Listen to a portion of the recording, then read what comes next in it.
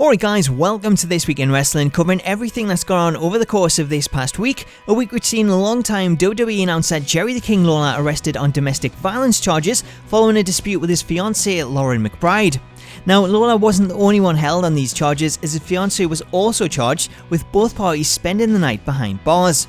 It all came about following a hang-up 911 call after the pair argued when Lauren came home drunk from a friend's house where she'd been watching Game 6 of the NBA Finals. Lauren claimed Lawler held her against the kitchen counter and hit her in the head, while Lawler says she scratched his face, threw a candle at him and kicked him in the groin. Each then accused the other of pulling out an unloaded gun, with McBride claiming Lawler told her go on and kill yourself, while Lawler said she pulled out the gun, threatening to kill herself. Following the news hitting the internet, WWE quickly responded and issued a statement on WWE.com announcing that Jerry Lawler had been arrested and that they'd suspend him for his actions indefinitely. The statement reads, Jerry Lawler was arrested at his home Friday morning by the Shelby County Sheriff's Office in Memphis, Tennessee.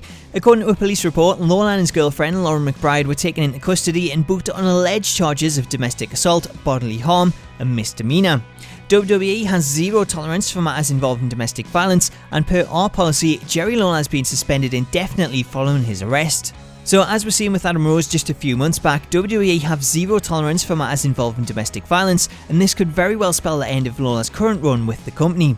Unfortunately, it also comes at a time when Lawler was set to return to live broadcasts with SmackDown next month when it goes live on Tuesday nights, but following this news, it looks as though it could be getting a shake-up in the SmackDown announce team. So in this week's Question of the Week, we're asking, who do you want to see on the SmackDown commentary team? Corey Graves seems to be a big favourite judging by this week's Twitter responses, but personally I would love to see the return of Taz. Staying with Lawler, and he actually broke some news on the upcoming brand split last weekend at a Superman celebration in Illinois.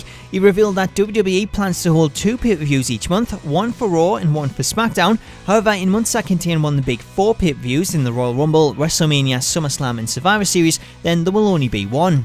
Moving on to some better news for WWE, and this week seen them announce that they'd signed the first ever Chinese wrestler in Bin Wang. He's been signed to a WWE developmental deal following tryouts in Shanghai this week, with WWE holding a big press conference to announce the news, which they actually flew John Cena in for.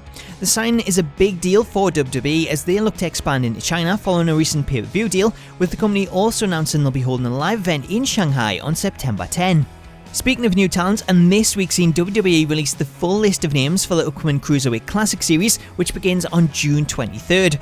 The list, which you can see on screen, contains a lot of big indie names from around the world, as well as former WWE stars Tajiri and Brian Kendrick. Switching over to TNA, and this week seen the company announce the latest addition to the TNA Hall of Fame, with Dixie Carter announcing 5-time TNA Knockouts champion Gail Kim as the latest inductee. She'll be inducted into the Hall of Fame this October during TNA's Bound for Glory pay-per-view. Finally, this Sunday sees WWE hold their annual Money in the Bank pay-per-view as Roman Reigns defends the WWE World Heavyweight Championship against the man that never lost it in Seth Rollins. Whoever wins that match will have to watch the back, because the Money in the Bank match sees Sami Zayn, Cesaro, Chris Jericho, Dean Ambrose, Kevin Owens and Alberto Del Rio all vying for a contract to face the winner at any time, any place.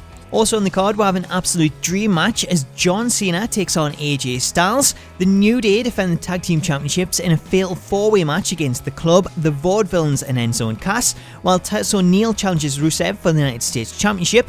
Dana Brooke and Charlotte team up to take on the pairing of Natalya and Becky Lynch, while singles action sees Apollo Crews take on Sheamus, and once again Dolph Ziggler squaring off against Baron Corbin. Also announced for the pre-show is the Dudley Boys against the Lucha Dragons, and Golden Truth taking on Breeze Dango. So that is the match card for the show, which all takes place this Sunday live on the WWE Network.